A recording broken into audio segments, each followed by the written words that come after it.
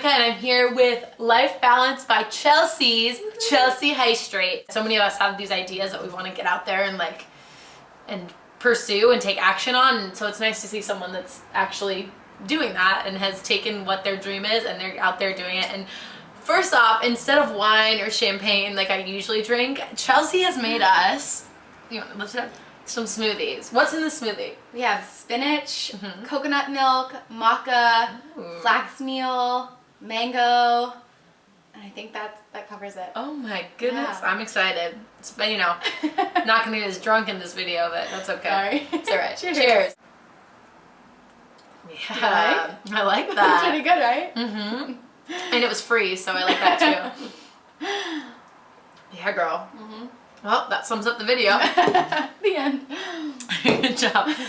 Okay, so tell us about Life Balance by Chelsea. Okay, so basically, the concept is I just want to help mostly women, but men also, just kind of get everything in their life in balance and feeling like the best version of themselves that they can. So whether they're, and it's mainly focused on nutrition, because that's kind of the start. If you're not eating healthy, you're just not going to feel good no matter what. But so we want to kind of hone in on that first, and then kind of cover everything else in their life, like whether it's relationships, career, spirituality, finances, joy, all those aspects of your life that really kind of complete you. So just want to get everyone feeling like the best self that they can. Yes. And what made you want to do that? There was a couple different things. Well, I've struggled with depression and body image pretty much my entire life, and it goes and it goes in waves, like up and down, where like sometimes you're feeling great, other times you're just feeling so low, and I kind of just wanted to figure out how I could make myself feel better naturally without having to take prescription medication.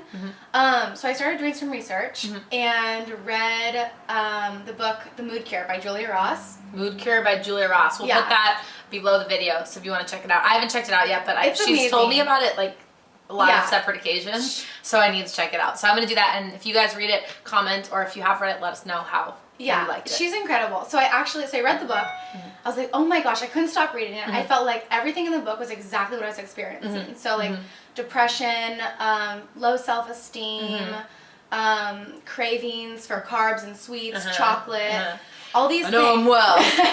So all these things that I'm like, oh my gosh, this is me. Yeah. So the more I read about it, the more I learned about it, and I started kind of like implementing the things that she talks about, and I was just amazed. And like, what kind of things? So she says, first of all, start out like eliminating processed foods from your diet, and then you have to add in protein and healthy fats, because your body needs protein and fat to kind of complete all like the brain chemistry, get all those levels balanced out. Do buffalo wings count? No. Okay. Just wondering. Sorry. No, I wouldn't. I'm not going to eat them or anything. I just, for a friend asked me. Of course. To ask you. Maybe the celery on the side of the buffalo wing. Okay. Covered in ranch. Go ahead. So, anyway, I started kind of doing these things. Just like maybe whether it was walking 30 minutes a day or going for a run. Just anything to kind of get out and get those endorphins going. So I started doing these things, and within like, I would say a month, I lost 5 pounds without I was not trying to lose weight. That was not the goal of it. That was the first time in my life that I've ever lost weight. Like, without trying. I didn't know what I did. I forgot to eat. Yeah, oops. But no, that never happens. I'm normally like thinking like, what's lunch gonna be? Like before I get out of bed. But anyway, so that was just like amazing. I was so excited. I was feeling good, which was the most important thing. So I started learning more about it. I went to this core training program in San Francisco that Julia Ross put on. Oh, okay. And just kind of like got the whole lowdown, and I've just been trying to kind of help people with it ever since. Awesome. Yeah. Awesome. So what was it that took you? Like, I know a lot of people out there probably are in maybe jobs that you don't like, and you kind of know what your passion is, or you feel like you have something that really excites you. What got you to finally take that leap and quit your job and decide that you were going to trust yourself, that this was going to work and it was going to happen, and it has. So it was, like, what tips do you have for someone that's kind of on that edge where they want to move forward with their dreams and passions, but they don't know exactly how to do it? It was hard. Like, I really, really struggled with it. So I was going to work, hating it every day. It was just miserable, and I'd come home, I was so stressed. I'd cry, to my boyfriend on the phone at night, and I just hated it. And I finally realized, like, I'm spending the majority of my time doing something that I'm not passionate about, I'm not enjoying, and it's ruining the other part of my day when I'm home, because I'm like bothered about the fact that I was at work doing something that I didn't like. So finally I was like, okay, I have people around me that are there to support me should I need it. And I just went for it. I don't know, I guess I just was ready to try it. And I think that sometimes, like, in life, if you don't allow yourself the room for those opportunities to come in, they won't come in. But when you kind of let that be out there and let that kind of be comfortable with that void of, like, I'm not sure what's gonna happen, those good things will come in. Yeah, absolutely. Where you kind of realize that there's fear, but I feel like, at least for me, I've learned that where there's fear, that means I have to do it. Yeah. And, like, if I'm afraid of something, that means if I do that thing or I overcome it, then something really great's gonna come of it. Yeah. And I think that's probably true in all cases. I mean, probably maybe not everything, but for the most part. Yeah. Okay, so what is a normal day in your life? And, like, and I guess what changes have you made since you decided to kind of transform yourself? What changes have you made that you do every day that have made a big difference? Well, my eating habits have totally changed. How so? Okay, I used to. I'm gonna drink your smoothie. If you Okay, no, please. No, I used to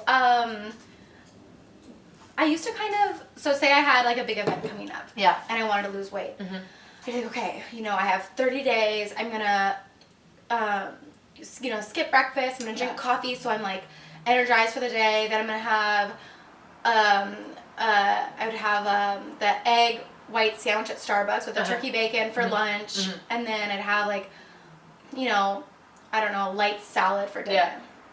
Basically trying to, like, kind of half starve myself and just get, like, the lowest calorie food I could. And then I'd get, I'd lose maybe, like, 5 to 7 pounds, go to this, go to vacation or whatever it was that I was trying to get ready for, and then come back and I would just, like, eat. I would just binge, basically. And then I would gain all the weight back and more. I would feel horrible about myself. And when I kind of, like, reached my low point, I realized that I don't want to do that anymore. I don't want to feel so out of control.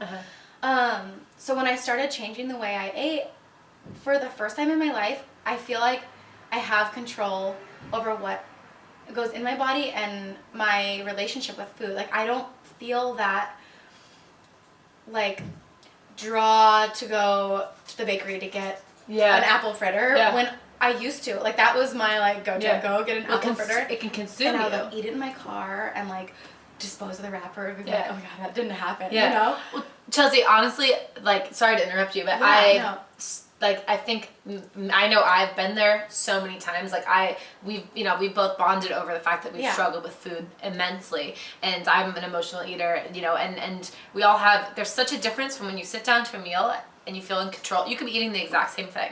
She could be eating an apple fritter and sit down and feel completely in control and recognize that she's choosing to eat this because that's what she chooses to do. But there's such a difference in doing that and doing it, like, and feeling that lure to get it and eat it in, like, a crazed, numbing way where you're not aware. And I would have that dialogue with myself. I'd be like, okay, I shouldn't do it. Be strong. Don't do it. I'm gonna do it. I'm just gonna do it. And then you go guilty. And you do it, and then you're like, why did I just do that? And it's like something takes power over you, and it's weird. The worst feeling is not feeling like you're in control of yourself. Absolutely. I think, and it seems like there's just there's steps to get there where you can kind of overcome that. Yeah, definitely. So now I guess instead of feeling like crazy, whatever, I don't know. I just kind of eat whatever is gonna feel good for me, and I don't eat the things that don't feel good when I eat them. So normally I have like this morning I had 3 eggs for breakfast with grass-fed butter. Do you eat egg whites or full egg? The full egg. Yeah! Woo! That's my girl. I have that battle every morning. I'm like, because I want to eat just a full egg. Number one, I hate wasting things. Number two, I'm like, I just feel like the whole egg's there for, there's no reason to be like separating that, but then I always get back, like revert back to my old like dieting self when I would be like, well, the egg white's less calories and I am trying to like lose weight because I think that would be, I'd be a little bit healthier, but I'm not, you know, you have this like inner monologue. So I'm glad you said that. Yeah. And I will never separate my whites from my yolks again. The end. Just go. Okay. All right. So yeah, I had 3 eggs and then I had a baked sweet potato. I don't know. I had Brussels sprouts for breakfast. Well, there you go. But I wanted them. Exactly. And I'm trying not to like, I'm trying not to eat things just because I feel like I should eat them for like a certain meal. I was like, That's great. Yeah. So basically, this is about you, not me. So basically, I just try and eat like the whole, most unprocessed, fresh foods that I can. And yeah, I feel like I've done a pretty good job of it.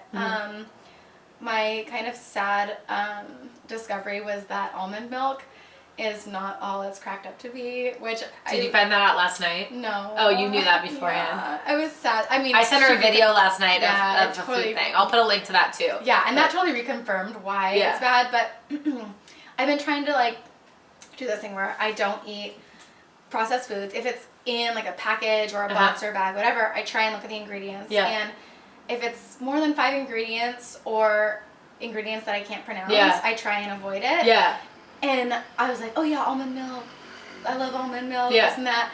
Almond milk on everything. And I finally looked at the back of it and I'm like, oh no, like, this isn't just almonds in here. This is like bad stuff.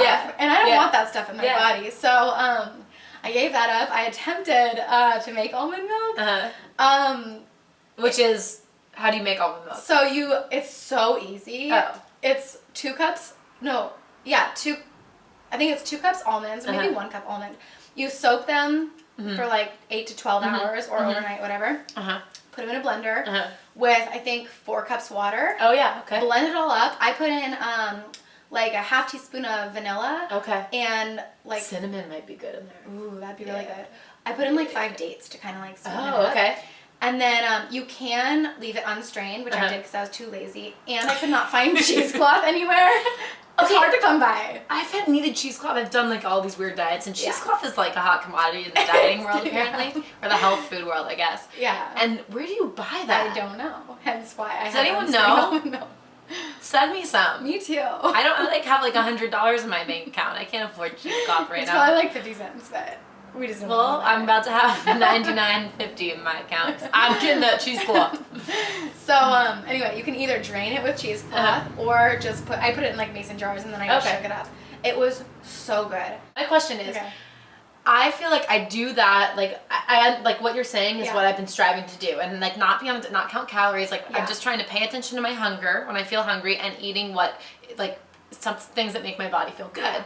And so I have been like really trying to not eat processed foods and like that kind of thing. But my problem is I'm such like, I don't know if it's my Gemini-ness or whatever, but I'm like such an all or nothing person. So I'm either eating like that for a week, clean, like you're saying, like unprocessed, like, you know, things that make me feel good, all that kind of stuff.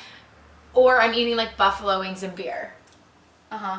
And I think that a lot of that is like going out and drinking and socializing, that kind of stuff, which I know I should probably cut back on. I guess my question is, did you ever feel like you were either, I mean, it's still like you either all in or all out, but there's like, what helped you find that balance in doing it every day?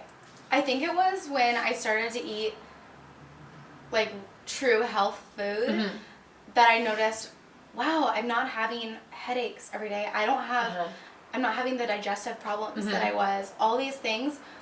So now when like I go on vacation, like, it's difficult to eat totally clean when you're out traveling, but I try and do it for the majority of the time, but I don't stress, like, if I go out to eat, I'm not gonna like not get the flatbread because that's not healthy. Whatever. And like, I'm like, wow, that looks so good and I'm gonna enjoy it. And that makes a huge difference. Yeah, I think that's like one of the most important things is that if you're gonna indulge in something, indulge in it with good energy and like have that good energy going in your body, being like, this is good. I'm gonna enjoy every bite of this cupcake because it is good. And I waited in line at Sprinkles to get it. So what flavor was it?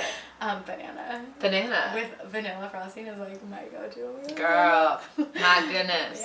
No, I think that's totally true, and I think once we allow ourselves to do that, when you, because I know for me, like, I'm working on it constantly, but if there's something that I feel like I shouldn't eat or that I've been told my whole life, telling myself is a bad food or a cheap food my whole life, I go into it like I feel out of control when I eat it. But I think if you allow yourself to eat something that maybe you used to see as a bad food and you eat it with control and letting your saying it's okay, you deserve this, it's fine, you're not, it's about balance, then you don't end up even wanting all of it, and you don't end up feeling like it was as special. Like, I feel like after a while you kind of realize that you feel better eating healthier anyway. Yeah, that's you know the thing. Is that like now it's not so much a struggle, like, oh my gosh, I shouldn't have that, but I want it, but like I'm trying to lose weight or count calories, whatever. Now it's like, gosh, I don't want that because that's going to give me a stomach ache, and I don't want to have to deal with that. So the next thing I wanted to ask Chelsea is, I think it's so important to share knowledge, and there's so many people doing experts in their fields, and I want to give everyone Chelsea's lists. And what I mean by Chelsea's list is the authors, blogs, mentors, all the people that you have read their work or taken their knowledge and that have helped you grow as a person and inspires you to do what you're doing. Yeah. So give it to us, and I will give it to you guys in the comments below so you have them. Okay, so the first one would probably be, I listen to a ton of podcasts. Eckhart Tolle. Are you familiar with him? Yes. Power of Now. Yes. Now. He's awesome. So it's all about like living in the moment, and I really like him. I also have been really into this Balanced Bites podcast. It's these two women who are kind of living and promoting this paleo lifestyle, but it's also kind of incorporating stuff from the Weston A. Price Foundation. So a lot of just traditional foods. Whereas like some say like dairy isn't paleo, but their take is like dairy in its traditional sense, they think should be incorporated in daily life. So anyway, they're really awesome. Cool. Balanced Bites, just really fun, and they present it in a really great way, I think. What else? I love Julia Ross, The Mood Cure, like we talked about. The Hormone Cure by Sarah Gottfried. I'm reading that now. It's awesome. And what's The Hormone Cure about? It's basically about how to get your hormones dialed in so that you're kind of functioning at your optimal level. Yeah. That's what I'm going for, so I'll check that out. What else? I love The 5 Love Languages. What is that? Okay, so it's like a relationship book. I need all the help I can get with relationships. So basically it's like... Chelsea has like a totally hot boyfriend, so sorry everyone. She's not free for you. But guess who is? Sorry. So The 5 Love Languages is about kind of how you give and receive love, and how that might not be in line with how your partner gives and receives love, and how you guys need to kind of tailor those different ways so that you're giving what the other person needs. It's really interesting. Yeah, I really recommend it. That could work for relationships, like friendships and stuff too, yeah, in a certain way, Absolutely. I have to relate it to my own single life, so in some way. I can't be the only one of you millions of people that are watching. Millions.